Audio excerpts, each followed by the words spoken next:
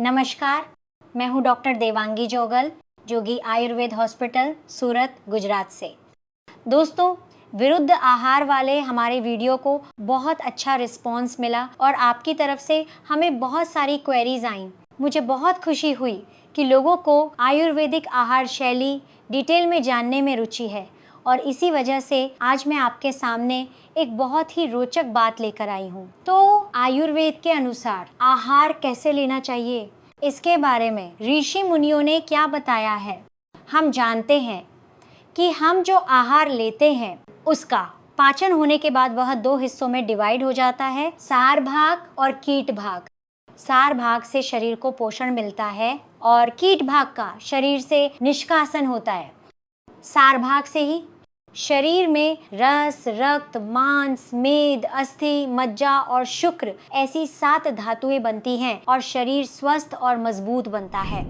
तो कैसे आहार ग्रहण करना चाहिए कि जिससे हमें मैक्सिमम सार भाग मिले और मिनिमम कीट भाग मिले, इसके बारे में हम डिटेल में बात करेंगे। तो आहार कैसे ग्रहण करना चाहिए, यानी आहार ग्रहण करते समय कौन कौन से नियमों का ध्यान रखना चाहिए, इसके बारे में विचार करें। सबसे पहली बात है कि आहार जहाँ तक हो सके उष्ण यानी गर्म होना चाहिए। जनरली हम सबको आदत है कि हम टिफ़िन लेकर निकल पड़ते हैं और फिर दोपहर में जब लंच ब्रेक मिलता है तब सुबह का हमारा बना हुआ खाना हम खाते हैं। पर आयुर्वेद में ऋषि मुनियों ने कहा है कि जहाँ तक संभव हो गर्म भोजन लेना चाहिए। गर्म भोजन से जठराग्नि प्रदीप्त होती है, शरीर में कफ कम बनता है और पाचन क्रिया अच्छी होने से वायु का अनुलोमन होता है। यानी कि पहला नियम है, जहाँ तक संभव हो गर्म आहार लेना चाहिए। अक्सर मैंने देखा है कि अब ऐसे टिफ़िन मिलते हैं जिन्हें प्लग में लगाते ही खाना गर्म हो जाता है। हालांकि एक बार पका हुआ खाना बार बार गर्म करना उचित नहीं है, लेकिन जब हमारे पास दूसरा कोई विकल्प नहीं होता तो मुझे लगता है कि ये विकल्प भी सोचा जा सकता है। उसके बाद दूसरा महत्वपूर्ण पॉइंट है कि आहार स्निग्ध होना चाहिए। स्निग्ध यानी घी और तेल वाला। हाँ मित्रों, मुझे कहने दो कि आयुर्वेद कभी भी फैट फ्री डाइट में मानता ही नहीं है। हाँ, जहाँ भी घी का उपयोग हो वहाँ गाय का घी ही होना चाहिए और जहाँ तेल का उपयोग करना हो वहाँ तिल का तेल उपयोग करना हितावा है। यानी कि ऋषि मुनियों ने कह दिया कि सभी घी में श्रेष्ठ गाय का घी है और सभी तेलों में सर्वश्रेष्ठ तेल तिल का तेल है। यानी कि आपका आहार गाय के घी और तिल के तेल वाला होना चाहिए। अब आपका प्रश्न होगा कि मैडम कोलेस्ट्रॉल बढ़ता है और आप ऐसी बात करते हैं। ऋषि मुनियों ने कहा है कि ऋणम कृत्वा घृतम पिबेत, यानी भले आपको कर्ज करना पड़े लेकिन घी तो पीना ही चाहिए। घी और तेल यदि उचित मात्रा में लिया जाए तो शरीर में बल बढ़ता है, वर्ण खिलता है, शरीर पुष्ट होता है, इंद्रियां सभी अच्छी रहती हैं और शरीर की संरचना सुरक्षित रहती है और त्वचा में जो अकाल झुर्रियां पड़ती हैं उन्हें हम अवॉइड कर सकते हैं।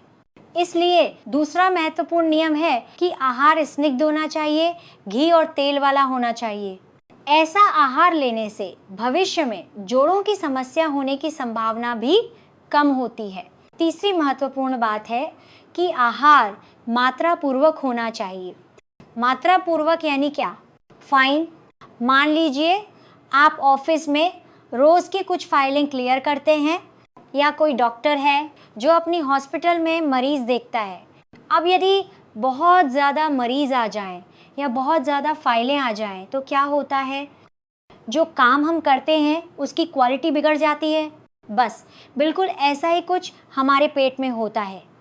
अगर हम ज़रूरत से ज़्यादा खाना लेते हैं तो आंतों पर बर्डन बढ़ जाता है। इस वजह से वे ठीक से पाचन नहीं कर पाता और आधा पचा हुआ खाना आगे धकेल देता है। यानी कि आप जो खाना लेते हैं उससे जो एंड प्रोडक्ट बनना चाहिए वो सही तरीके से नहीं बनता और जो मिड प्रोडक्ट, जिसे हम आसान भाषा में आम कहते हैं, उसका प्रोडक्शन बढ़ जाता है।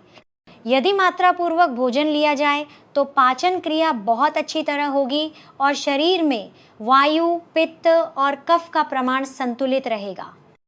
यदि जठर के 4 भाग की कल्पना की जाए तो ऋषि मुनियों ने कहा है कि 2 भागों को ठोस यानी सॉलिड पदार्थों से भरना चाहिए और एक भाग को तरल यानी लिक्विड पदार्थों से भरना चाहिए और बाकी का एक भाग वायु की आवाजाही के लिए खाली रखना चाहिए। इसीलिए हमेशा आपको जितनी भूख लगी है उससे कम खाना चाहिए तो उसका पाचन सबसे श्रेष्ठ होगा। इसके बाद का महत्वपूर्ण नियम है पहले का भोजन पचने के बाद ही भोजन करना। अगर आपने आगे लिया हुआ भोजन ठीक से पचा ही नहीं है और आपकी जठराग्नि प्रदीप्त ही नहीं हुई है यानी कि सही भूख लगी ही नहीं है तो आप जो अब आगे भोजन डालेंगे वह आगे के आपको आहार रस के साथ मिक्स हो जाएगा और पाचन प्रक्रिया में ज़्यादा गड़बड़ होने की संभावना है।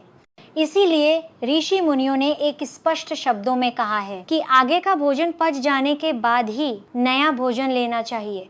इसी तरह उसके बाद का नेक्स्ट पॉइंट है कि इष्ट स्थान पर बैठकर ही भोजन करना चाहिए। आजकल बुफे डिनर के सिस्टम है और कंपनी में भी हम देखते हैं कि लैपटॉप पर काम करते करते, फ़ोन पर बात करते करते खाने की प्रक्रिया मशीनवत बन गई है कि अंदर जाए और बात खत्म हो और खाना खा लिया जाए। ऋषि मुनियों ने कहा है कि योग्य स्थान पर बैठकर एकांत में रमणीय स्थान पर समतल जहां मक्खी मच्छरों आदि का उपद्रव न हो ऐसी जगह और पवित्र जगह हो ऐसी जगह पर बैठकर अगर भोजन किया जाए तो निश्चित रूप से सबसे अच्छा पाचन होने की संभावना है। इसके बाद एक महत्वपूर्ण बात यह है कि न तो बहुत जल्दी खाना चाहिए और न ही बहुत धीरे खाना चाहिए। अक्सर हम देखते हैं कि बहुत स्पीड में हम खाते हैं तो कभी हमें खांसी आ जाती है, घुटन सी महसूस होती है या ऐसा लगता है कि जैसे निवाला कहीं और श्वास नली में ना चला जाए, ऐसी फीलिंग आती है। तो उतावले होकर खाने से आपकी पाचन प्रक्रिया में डिस्टरबेंस आता है। इसके अलावा उतावले होकर खाने से हम अच्छे से चबाते नहीं हैं। हमारे बड़े कहते हैं कि एक निवाला 32 बार चबाना चाहिए। 32 बार तो क्या 8 या 10 बार भी नहीं चबाते। तो उतावले खाने से पूरा ही अन्न अंदर चला जाता है और पाचन प्रक्रिया में जो अंतःस्राव स्रवित होना चाहिए यदि वह उचित मात्रा में न हो तो अपच होने की संभावना अधिक रहती है। इसी तरह यदि बहुत धीरे खाया जाए तो अक्सर ऐसा होता है कि हम खाते रहते हैं पर शरीर और मन में तृप्ति नहीं होती, इसलिए थोड़ा थोड़ा खाते रहते हैं जिसके कारण ज़्यादा मात्रा में खा लिया जाता है। और इसके अलावा धीरे खाने से जो गर्म खाना होता है जो हम लेकर बैठे होते हैं वह भी ठंडा हो जाता है, इसलिए पाचन प्रक्रिया में इससे भी डिस्टरबेंस होने की संभावना बढ़ जाती है। इसके बाद का बहुत ही महत्वपूर्ण मुद्दा है एकाग्र चित्त से भोजन करना चाहिए। एकाग्र चित्त से यानी कि मन में कोई दूसरा विचार न हो, किसी के साथ की बातचीत मन में चलती न हो, कोई अच्छा प्रसंग या बुरा प्रसंग हम मन में दोहरा न रहे हों, उसका तनाव न हो, फोन पर या लैपटॉप पर हम काम न कर रहे हों और तन्मना होकर, तन्मना यानी आपके सामने जो भोजन है उसके अंदर अपना मन लगाकर अगर भोजन लिया जाए तो उसका उत्तम पाचन होने की संभावना है। सबसे अंत में ऋषि मुनियों ने एक बहुत अच्छी बात कही है कि प्रत्येक व्यक्ति को अपने हित और अहित का विचार करके ही खाना चाहिए, यानी कि कोई चीज़ मेरे लिए अच्छी है या बुरी है ये पहले हमारे मन में आनी चाहिए। उदाहरण के लिए मुझे डायबिटीज़ हो और मैं शादी के फंक्शन में खाने जाऊं तो स्वीट, गुलाब जामुन या ऐसी कोई चीज़ देखकर मुझे तुरंत ही ये विचार आना चाहिए कि ये चीज़ अधिक खाना मेरे लिए ठीक नहीं है। बस ऐसा विचार करके यदि व्यक्ति खाए तो निश्चित ही श्रेष्ठ पाचन क्रिया होगी और शरीर को उत्तम पोषक तत्व मिलने की संभावना बढ़ जाती है। तो हमने अच्छी तरह बात की कि प्रत्येक व्यक्ति को कैसे खाना चाहिए, आहार विधि कैसी होनी चाहिए और आहार शुरू करने से पहले ऋषि मुनियों ने कहा है कि भोजनाग्रे सदा पथ्यम लवणार्द्रक भक्षणम, यानी कि किसी भी भोजन को ग्रहण करने से पहले हर व्यक्ति के लिए हमेशा पथ्य है कि नमक और अदरक यानी कि जिंजर, सेंधा नमक और अदरक की आप कतरन भी चूस सकते हैं या फिर अदरक को सेंधा नमक वाला करके आप चबा सकते हैं। खाने से आधा घंटा पहले अगर आप इसे ग्रहण करें और फिर खाना खाएं तो आपकी जठराग्नि सतेज बनती है और उत्तम पाचन क्रिया होती है।